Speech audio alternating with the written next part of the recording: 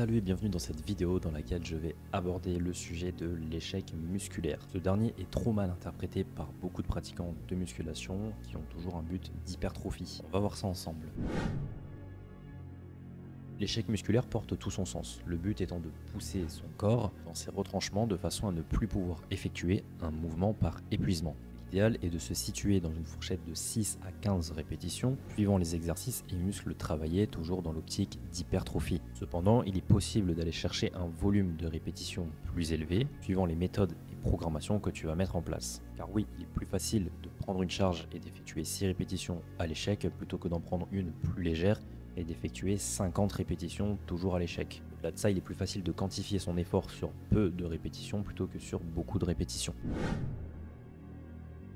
Pour savoir si on est réellement à l'échec musculaire, il faut tout simplement réaliser un exercice et au bout d'un moment, arriver dans sa série, impossible de pouvoir effectuer une répétition supplémentaire. Par exemple, si tu effectues un curl à la barre, tu seras à l'échec quand il te sera impossible de remonter la barre jusqu'en haut. Tu finis ta série et qu'il t'est possible d'effectuer plusieurs répétitions derrière, tu ne mets pas assez d'intensité dans ta séance. Je t'invite à regarder lors de ta prochaine séance les autres pratiquants sur tes temps de récupération. Tu remarqueras que beaucoup ne s'entraînent pas avec suffisamment d'intensité et préfèrent prendre des temps de récupération trop longs, être loin de l'échec musculaire ou encore rester focalisés sur leur téléphone. Tu vas à la salle, débranche tout et reste focus sur ta séance. Tu mets l'intensité qu'il faut, ta séance sera terminée en 1 heure. En complément, de nombreux coachs utilisent le fameux RPE pour quantifier justement un effort sur une échelle de 1 à 10. Par exemple, un RPE 9 sera beaucoup plus proche de l'échec qu'un RPE 6. Le problème, c'est que beaucoup de pratiquants ne savent pas quantifier leur effort. Et il est important en tant que coach de veiller à ce qu'ils soient entraînés suffisamment proche de l'échec. C'est le cas de cette étude qui a montré que même pour des pratiquants avancés et en plusieurs années de musculation, la proximité à l'échec musculaire n'était pas suffisante. Mes élèves que j'accompagne sur mes suivis distanciels sur mesure se filment sur leurs exercices et me les envoient pour que je puisse contrôler la qualité du mouvement mais aussi observer si l'intensité est là. Voici par exemple quelques élèves durant leurs entraînements. Dans mes programmations, je ne mets volontairement pas les RPE car comme dit précédemment, la majorité des pratiquants ne savent pas évaluer leur effort. Je préfère largement leur donner les charges qu'ils doivent mettre sur chaque exercice en corrélation avec la vidéo afin de remettre à jour leur programmation pour la semaine suivante. Cela me sert de base de progression sans compter les autres méthodes que je leur enseigne. Les résultats des études qui se sont intéressées au sujet de l'échec musculaire sont assez divergents, ce qui ne permet pas de tirer une conclusion claire sur le sujet. En effet, certaines études montrent que l'entraînement à l'échec permettrait meilleur gain en force et en hypertrophie, et d'autres études ne montrent aucun changement avec un entraînement loin de l'échec. Une récente méta-analyse de 2021 est sortie en imposant certains critères. Comparaison de l'effet de l'entraînement à l'échec ou non, mesure des changements sur la force et l'hypertrophie sur une sélection de pratiquants en bonne santé. 394 jeunes adultes, 124 femmes et 265 hommes, le tout sur 6 à 14 semaines avec 2 ou 3 séances par semaine. Parmi ces études regroupées, 6 sur 15 présentaient des pratiquants avancés. Les résultats de ces études ne montrent aucune différence sur les gains de force entre un entraînement à l'échec et un entraînement classique avec quelques répétitions en réserve. Mais si on s'intéresse uniquement sur les études qui portaient sur des pratiquants avancés, les données montrent que l'entraînement à l'échec a un impact légèrement plus grand sur l'hypertrophie. Pour des pratiquants débutants, il ne serait donc pas nécessaire de s'entraîner systématiquement à l'échec sur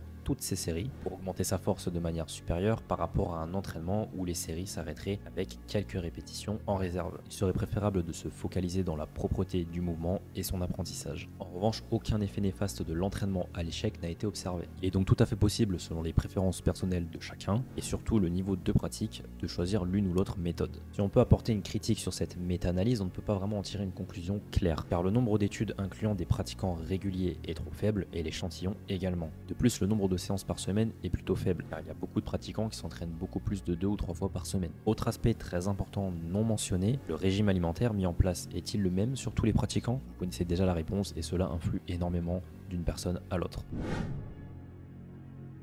Avec le développement des réseaux sociaux ces derniers temps, on y retrouve tout et son contraire. Quand on se met à la place d'un pratiquant qui débute dans ce domaine, on ne sait plus qui écouter. Je sais pertinemment que ça t'est déjà arrivé de tomber sur les conseils d'une personne, puis 5 minutes après, scroller et tomber sur une autre personne qui va te dire l'inverse. Dans ces cas-là, je te conseille de creuser par toi-même et de faire tes propres recherches. Teste et observe, car oui, personne n'a la science infuse dans ce domaine où le corps humain est une machine très complexe. De ça, certaines personnes sont persuadées que leur méthode est la meilleure. Or, je te rassure, aucune méthode magique n'existe. La seule efficace reste celle qui t'est propre à toi en fonction de tes objectifs et tes préférences. Un dernier problème avec les réseaux sociaux, c'est que n'importe qui peut prendre son téléphone et te faire croire ce qu'il veut. Certains influenceurs se permettent même de vendre des programmes sans certification ni expérience à des débutants. Je te dis ça en connaissance de cause, car pour la plupart, j'ai déjà reçu leur programmation par des abonnés qui étaient découragés de leurs efforts. Après analyse, ils n'étaient tout simplement pas adaptés à leur profil.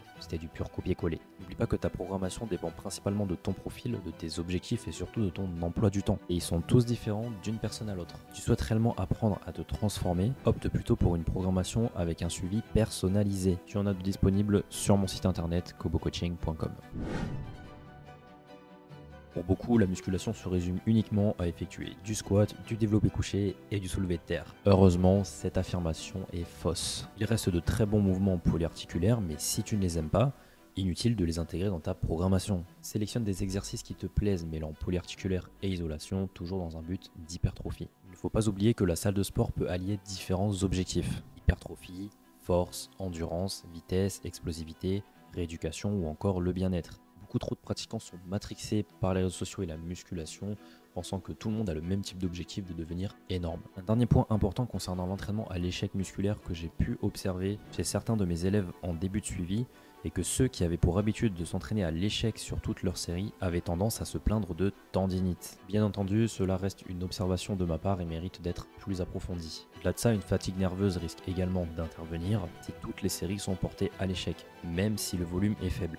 Cela reste différent d'une personne à l'autre. Il y a des gens qui savent encaisser l'effort, d'autres un petit peu moins. Tu l'auras donc compris, s'entraîner à l'échec peut être intéressant sur certains exercices, mais attention à ne pas en faire sur toutes tes séries de travail. D'autant plus qu'il est plus facile par exemple d'aller à l'échec sur un curl bar plutôt que sur un squat, ou encore sur une machine plutôt que sur un mouvement libre. Tout dépend de ta manière de programmer tes entraînements et notamment le volume hebdomadaire. Encore une fois, ce qui fonctionne sur toi peut être complètement différent chez une autre personne car on est tous différents. Mets en place, observe et tire-en ton propre avis. C'est la fin de cette vidéo, n'hésite pas à t'abonner, à me dire dans les commentaires ton avis sur le sujet et moi je te dis affaire à suivre.